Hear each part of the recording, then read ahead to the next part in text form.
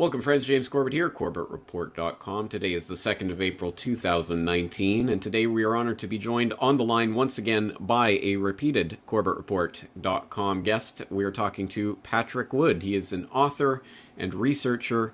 He is also the editor and site operator of TECNOCRACY.news, a valuable information resource. Patrick, thank you very much for joining us on the program once again.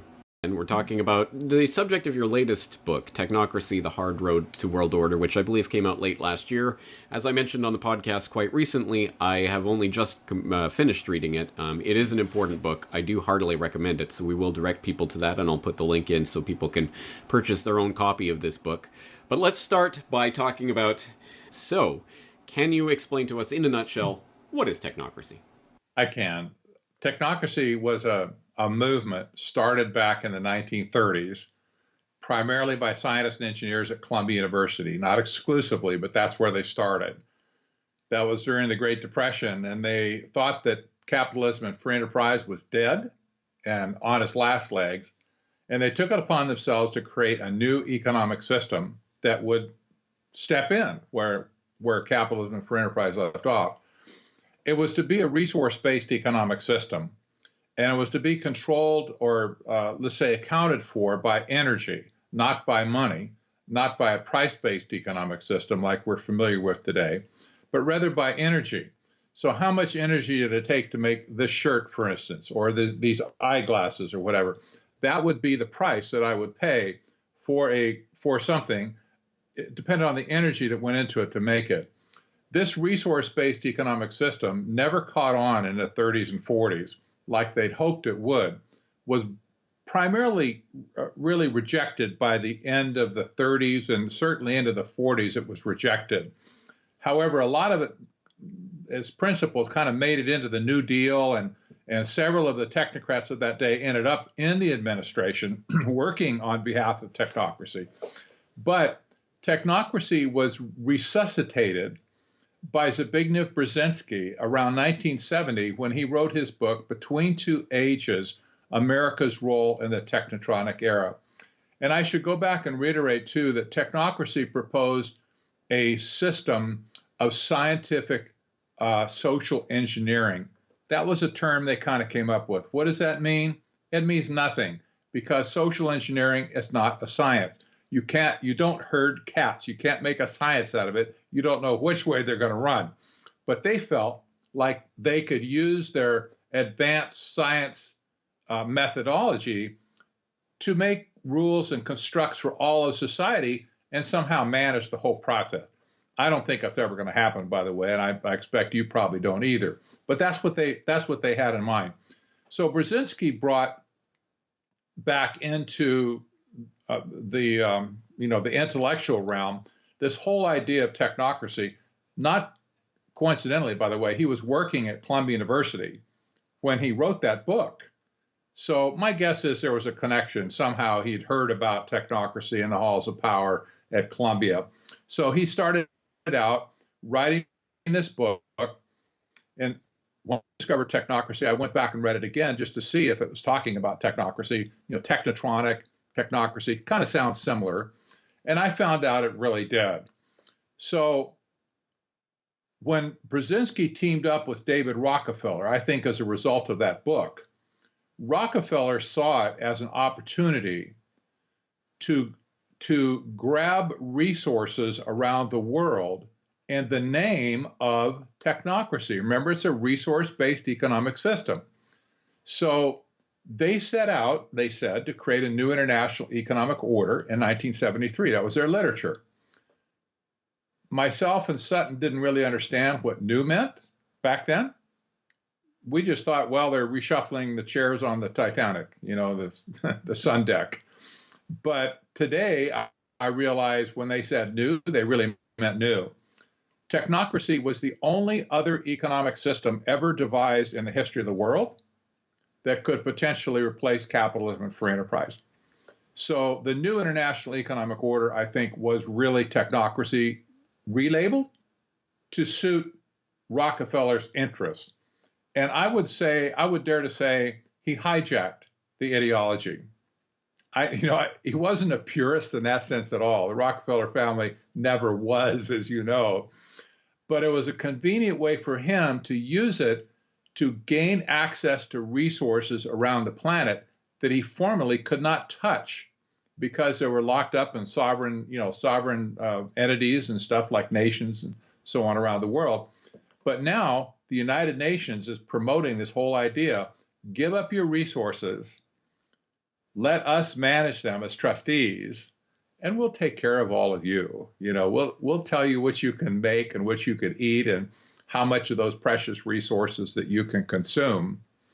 And I guess ostensibly, if you don't like it, what they tell you to do, tough. So that's kind of technocracy in a nutshell. We could call it neo-technocracy today in a sense that it's a bastardized form of a little bit of original technocracy, but the markers are very clear. Sustainable development and technocracy are almost point for point identical. Resource-based economic system, energy is obviously at the center of it.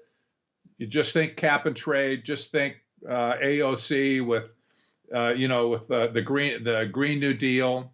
So sustainable development today is the primary goal of the United Nations, and everybody surrounding the United Nations is to launch sustainable development as a global economic system, replacing capitalism and free enterprise completely from the ground up. Not from the ground up, but to destroy capitalism and free enterprise and replace it with sustainable development.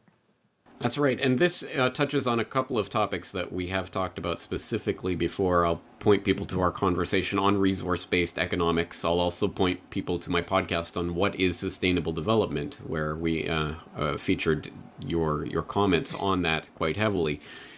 Incredibly important, and we'll get back to those subjects shortly. But first, I want to talk a little bit about the title of this book, The Hard Road to World Order. Can you explain to people? Well, I can. Back in the day, I was privy to an academic by the name of Richard Gardner. He was an early member of the Trilateral Commission, an academic, and he wrote an article for Foreign Affairs magazine, which was the Council on Foreign Relations magazine, called The Hard Road to World Order.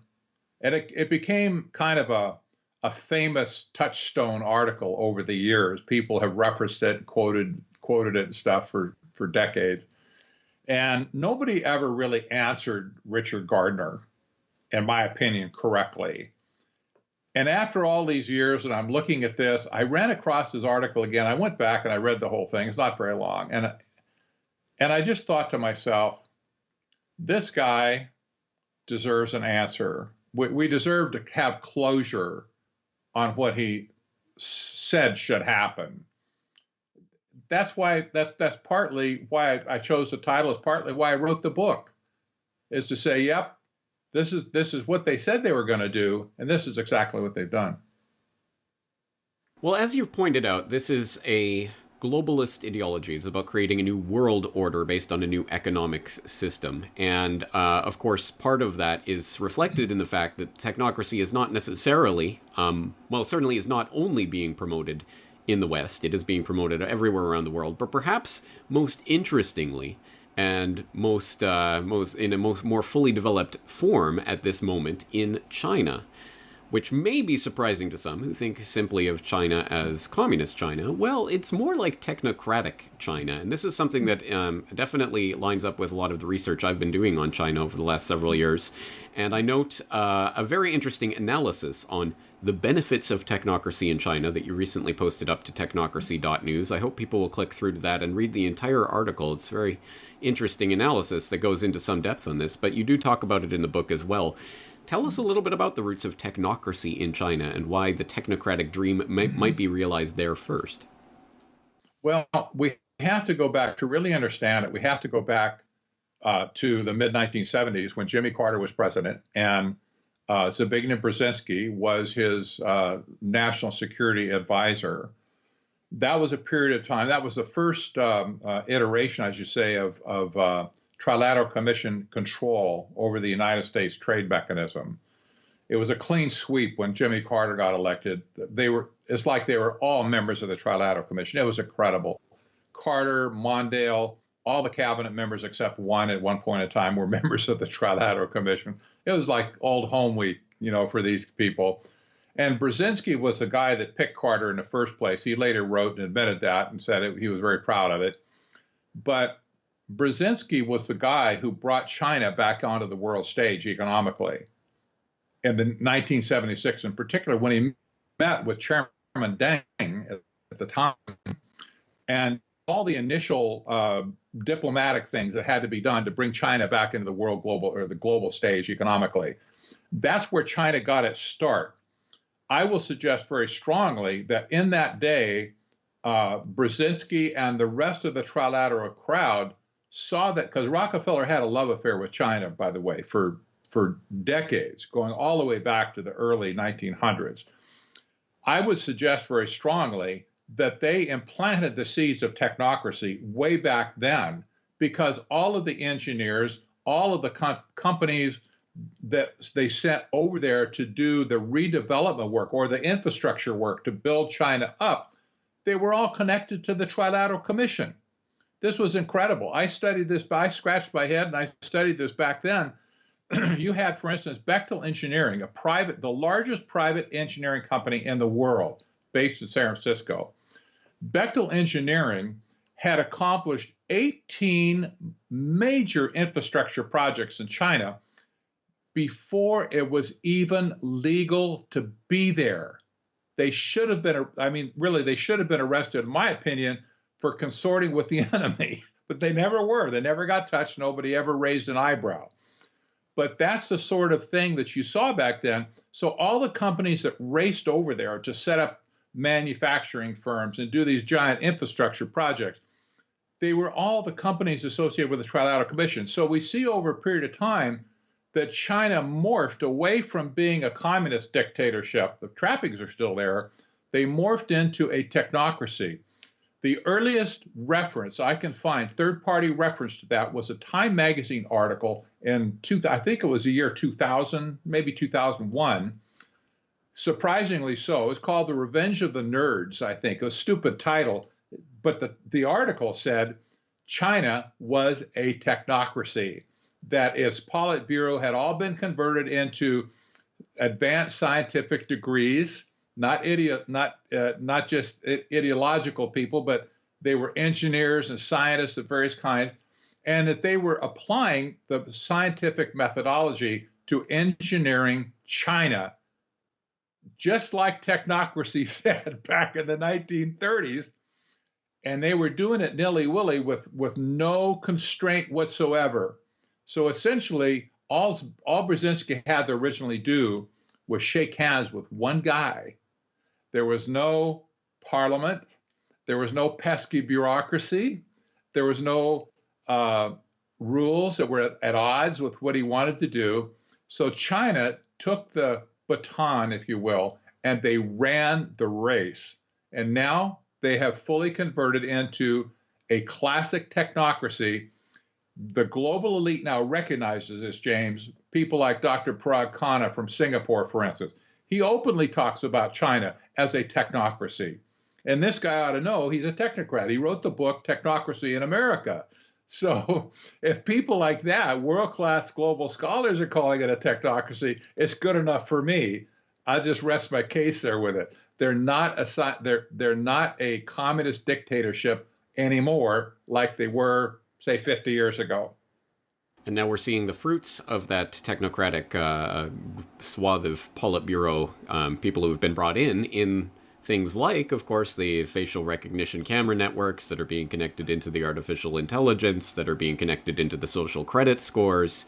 All of this dystopian nightmare is coming to fruition in China, and we're watching it develop. And now, of course, China is exporting that technology, for example, to Venezuela and other places where they're bringing in the identity cards that are based on Chinese technology. So it's all coming together in a rather horrific way. And I want to quote specifically an address that Chinese President for Life, Emperor for Life, Xi Jinping, made at the Belt and Road Forum in May 2017 that you quote in the book.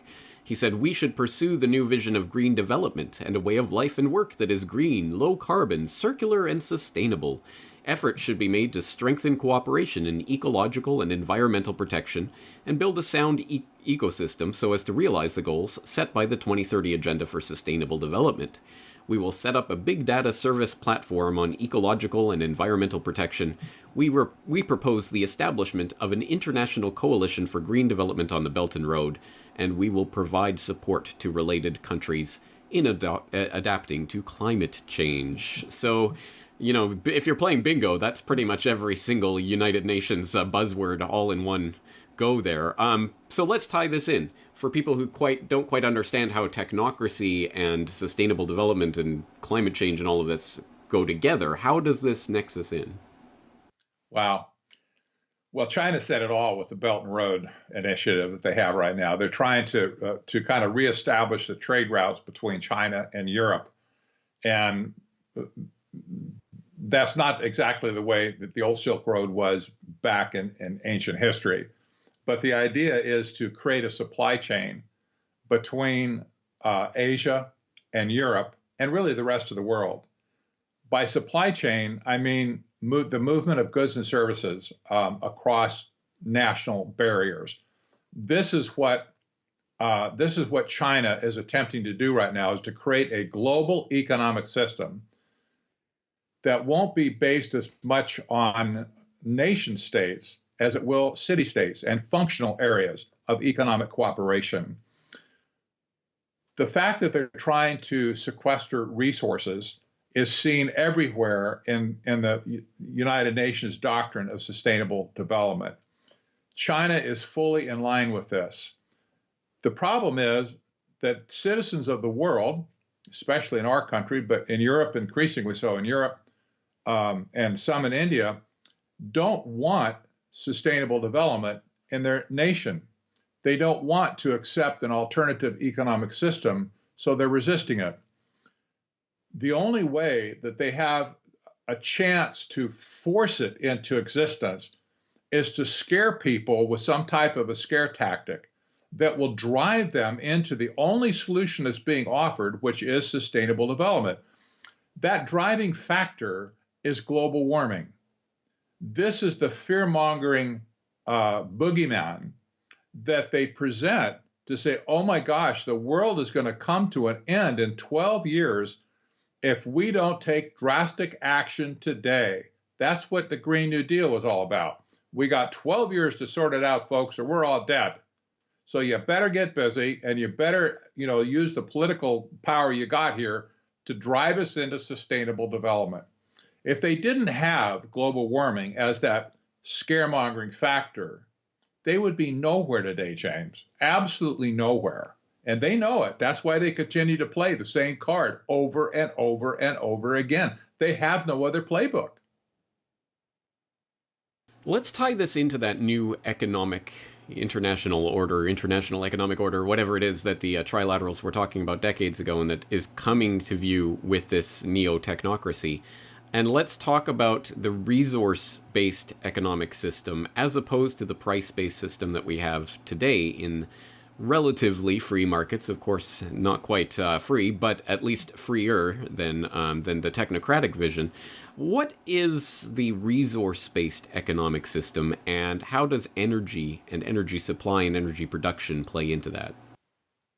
Well, traditionally, what I think probably what you and I believe intuitively is that a price-based economic system lets the market work out issues, whatever it might be, resource scarcity or abundance, technology, and so on, that the market is able to moderate itself if you just leave it alone. If resource becomes scarce, the price is going to go up, people won't buy as much, it conserves the resource, and the cycle goes on. These people don't accept that premise. They say that that's never worked and it's never going to work, and what they want to do is manage those resources directly.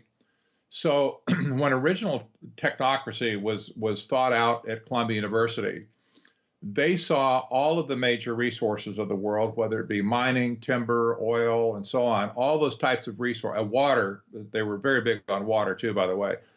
They saw all those resources as something that needed to be allocated to the people.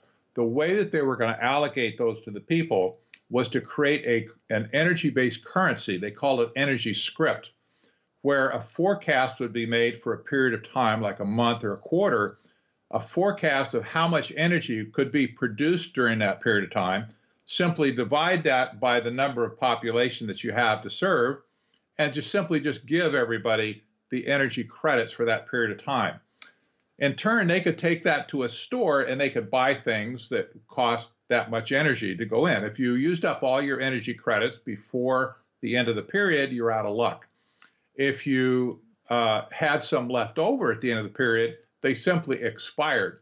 They didn't want anybody saving any money. So there was no possibility for you ever to get ahead. You just have to live at the instance of the technocracy, if you will. You'd receive your energy credits supposedly like clockwork as every new forecast was made going down the road. And you'd have no inheritance. You'd have no private property built up. You'd have no ability to do anything. But as they said, well, you have lots of time for arts and crafts and music and whatever other things hobbies you might have.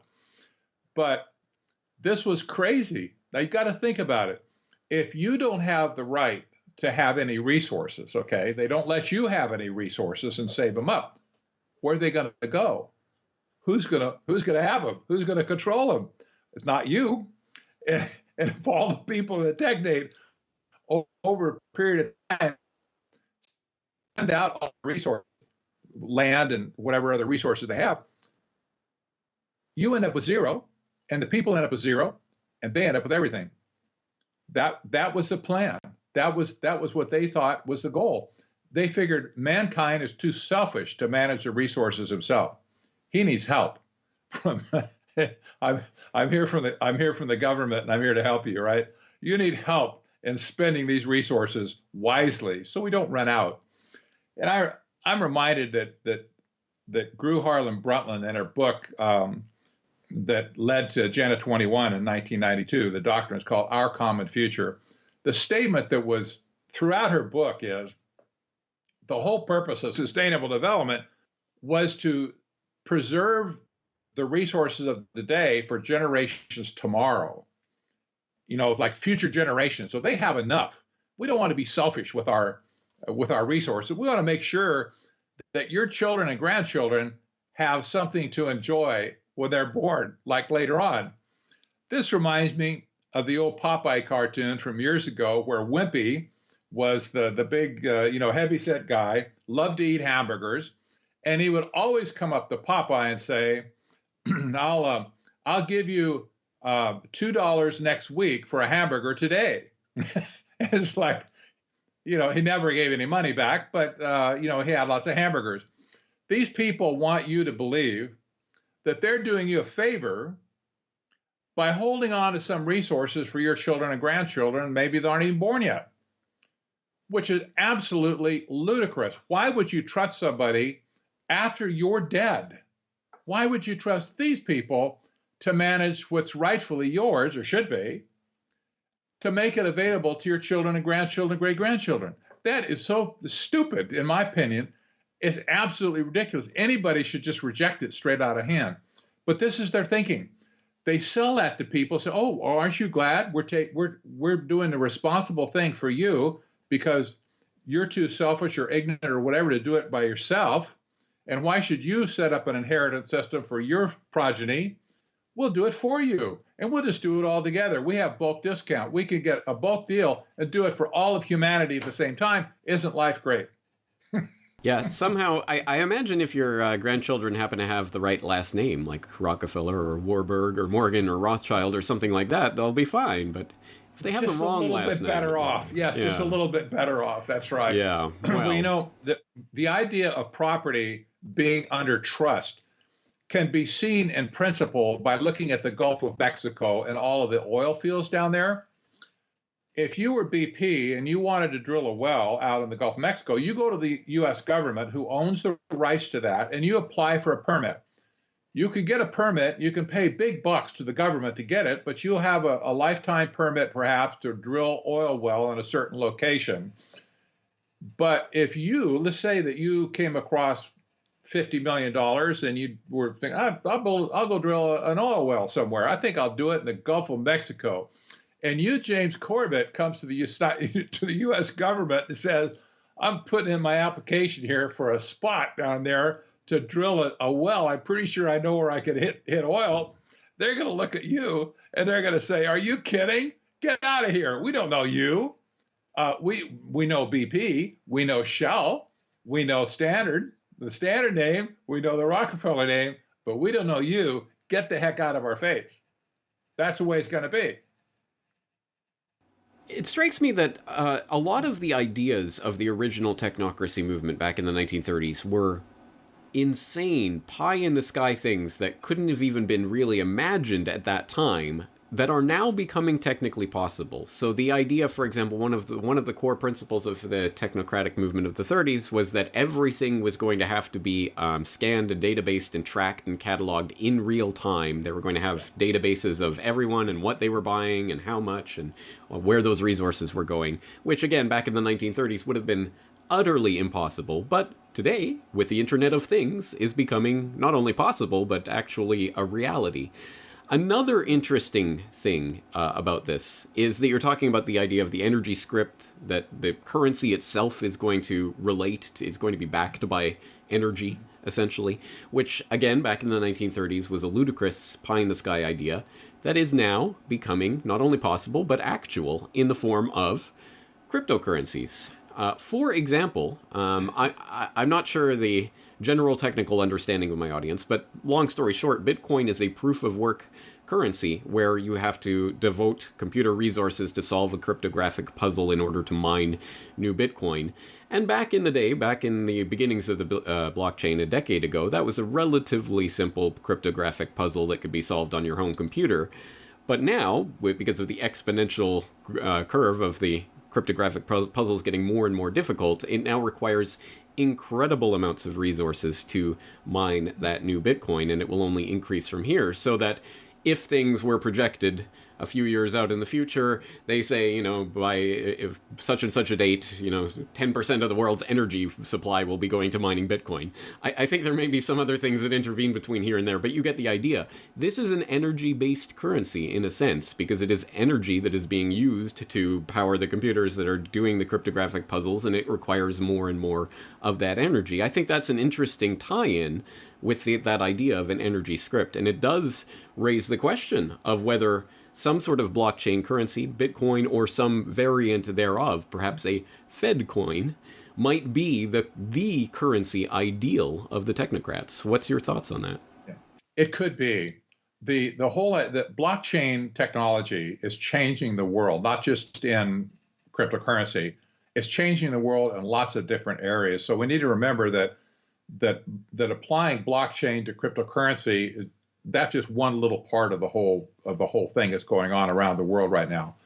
And we could probably sum it up in the term fintech, FINTECH, which is used by the global elite now to describe the whole area of global finance. Fintech, the application of advanced technology to finance.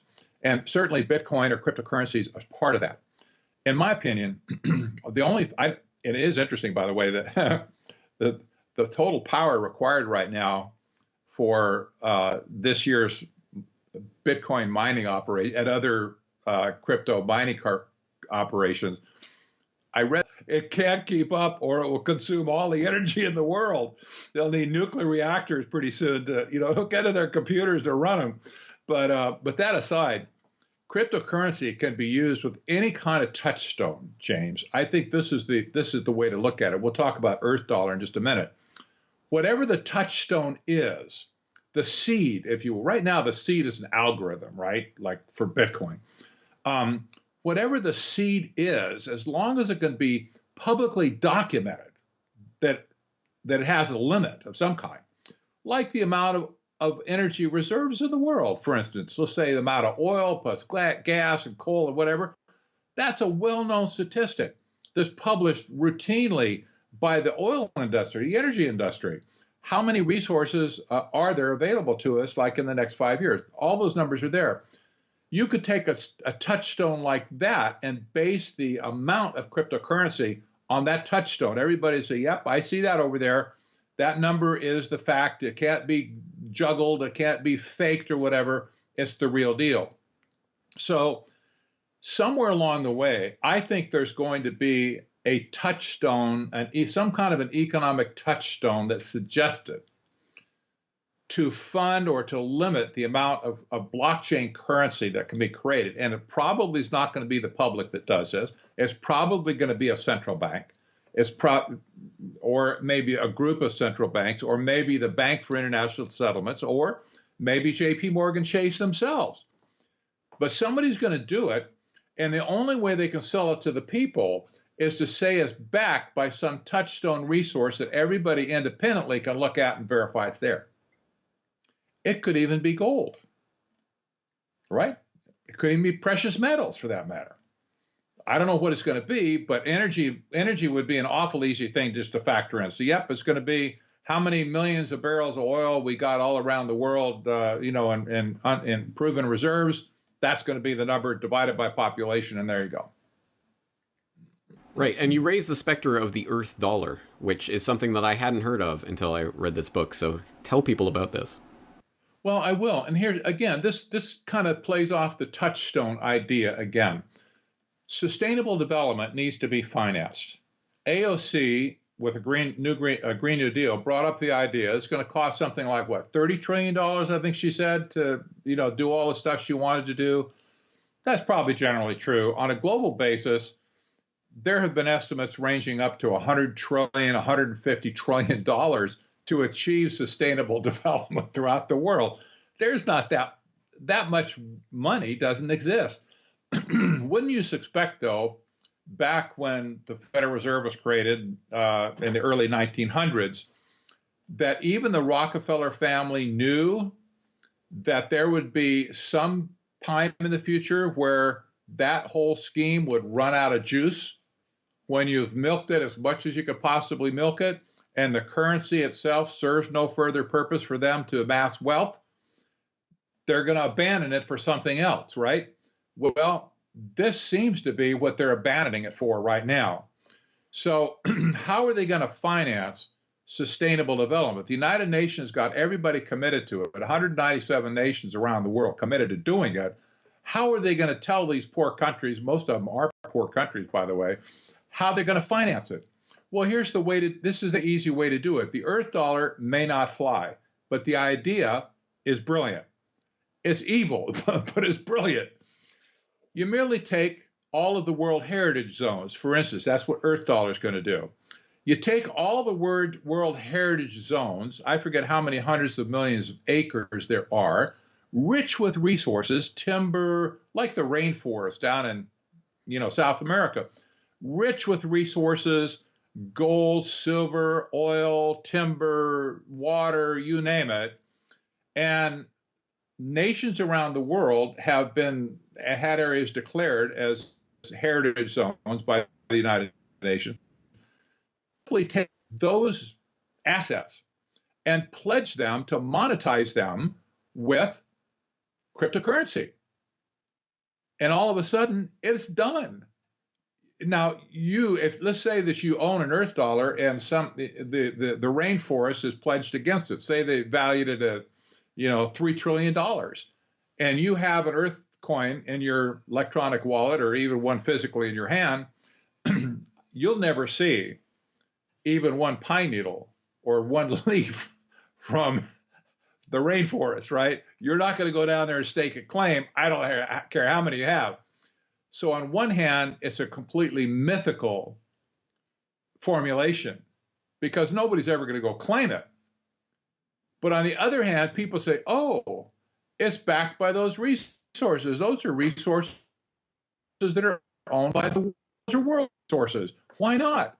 Pledge them to the currency. It backs the currency. You can expand the currency as much as you want. Every time you bring in some new global resource, like the ones taken away from you and me as we go along, and convert it into heritage zones or national parks or whatever other kind of cockeyed scheme the government could come up with to get more land out of our country, that land can be pledged to something like the Earth dollar, and boom, presto, money to spend on sustainable development. That's really what caught my attention to put that in the book and describe it. Earth dollar itself may not fly. It looks a little bit weird to me, but so did Bitcoin when it first started.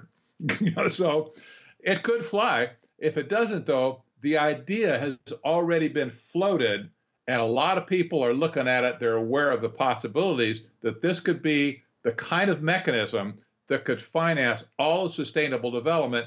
It would leave our monetary system behind, James. This is an important thing. It would leave our price-based monetary system in the dust. It would just go poof and disappear over a period of time. There would be no need for it. Once sustainable development is implemented, something like the Earth dollar could be the global currency. Dollars, forget it. Yuan, forget it. The yen, forget it. Don't need them. Maybe you could convert them to a few Earth. We'll give you some tokens. Exactly. Just for your trouble. Tokens and tokenization is one of the key words that people should be looking at in this term that you do discuss in the book. But you're exactly right. I mean, we do know the US dollar's position as world reserve currency is being undermined, but I've never thought it's going to be replaced by the yuan or something like that. Maybe a basket. No, maybe something like the Earth dollar, and not necessarily the Earth dollar, as you say, but something like that. And just reading in more detail from the book, you're right. In 2015, another nonprofit organization sprang up in California called the Earth Dollar Alliance, which intends to soon launch the Earth dollar as an asset-backed global cryptocurrency. According to its website, Earth dollar is different than most fiat currencies because it is backed by natural capital assets within our World Heritage sanctuaries. The Earth dollar's value is secured against natural capital assets, which will be placed in a global commons, held in a trust, and safeguarded indefinitely for the benefit of the planet Earth and all the life it supports. And you note, although ED, the Earth dollar, claims that it is asset-backed, no holder of the currency will ever see any of those assets. The ED website pledges total support for the United Nations Sustainable Development Goals, the World Bank's Natural Capital Accounting System, and World Basic Income, which is similar to Universal Basic Income, but global in application. Actually, something I'd never even heard of until that. And then you point out that furthermore, the Earth dollar claims that it has coded the following laws directly into its blockchain: the Universal Declaration of Rights of Mother Earth, the Universal Declaration of Human Rights, the Universal Declaration of Rights of Indigenous Peoples, and the Constitution of Mother Earth. A document that I didn't even know existed. But just incredible stuff. And as you say, this particular formulation of it may not be the one that catches on, but something like this is very much what the global planners have in mind. And this raises, in my mind, one of the core issues here that some people might have as a roadblock towards understanding this information, which is, this just sounds like, Ludditism and you're just afraid of technology.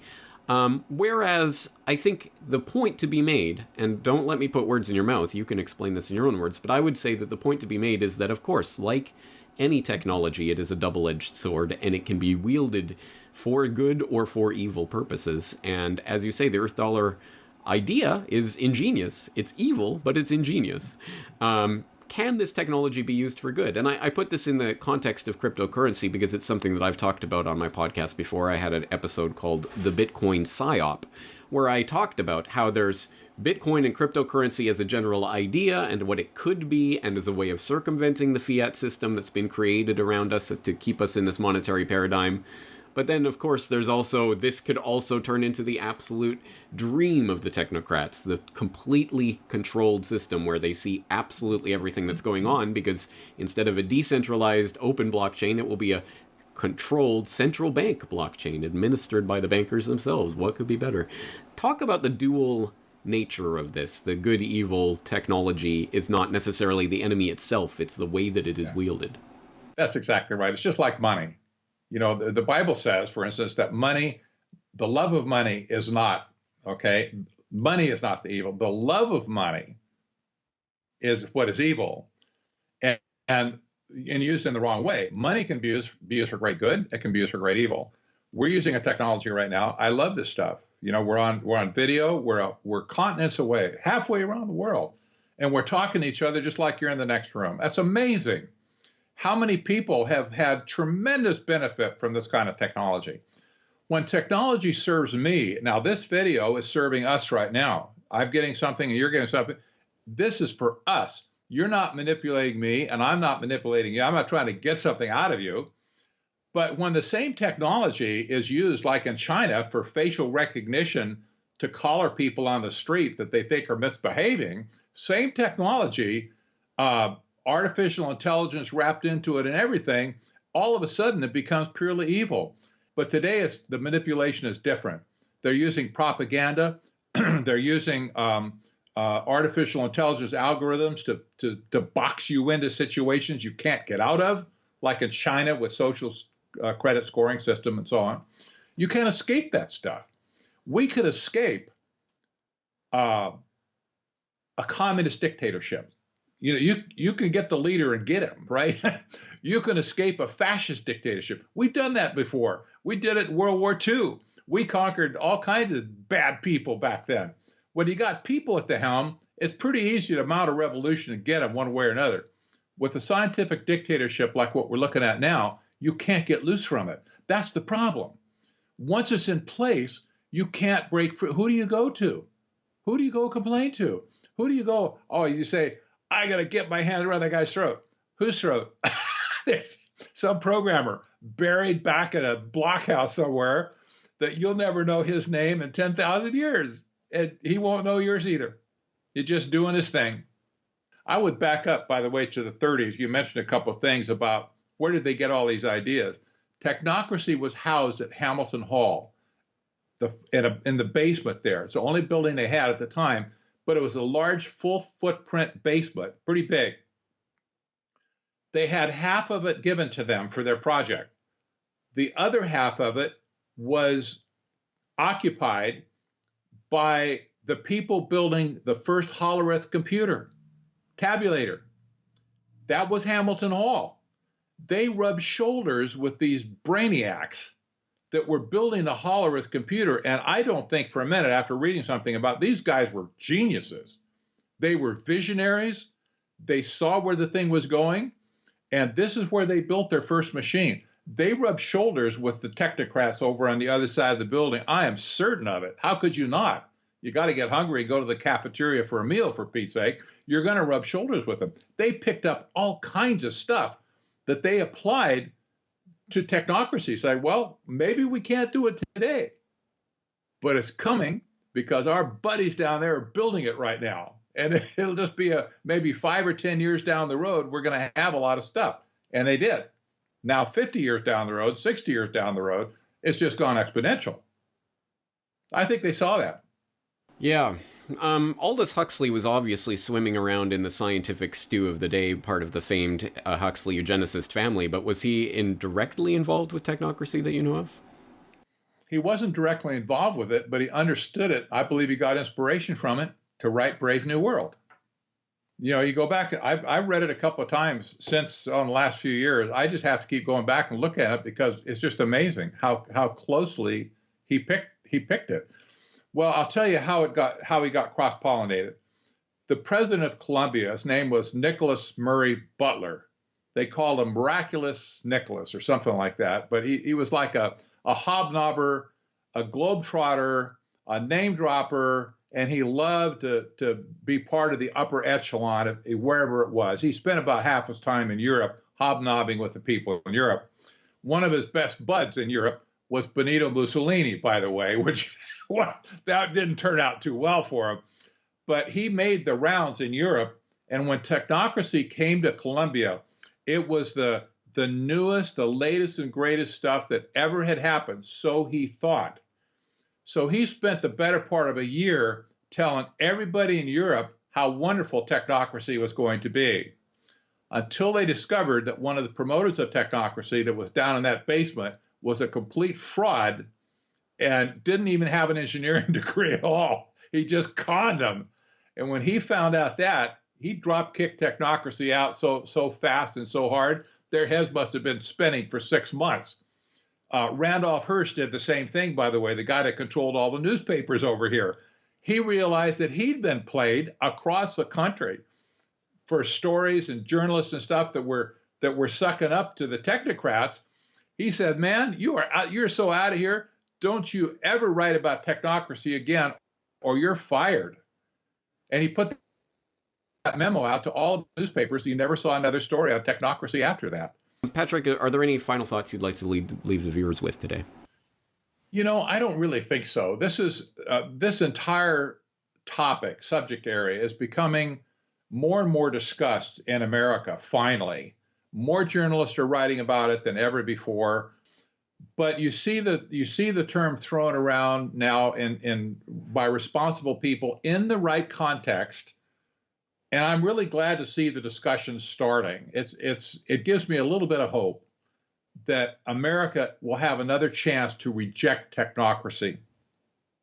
And I hope they do, because if they don't, we'll never break the shackles of scientific dictatorship. My Exactly. opinion. Well, this is the game for all the marbles. All right, let's direct people once again to technocracy.news. Patrick Wood, thank you very much for your time today. You're entirely welcome, James. Thank you.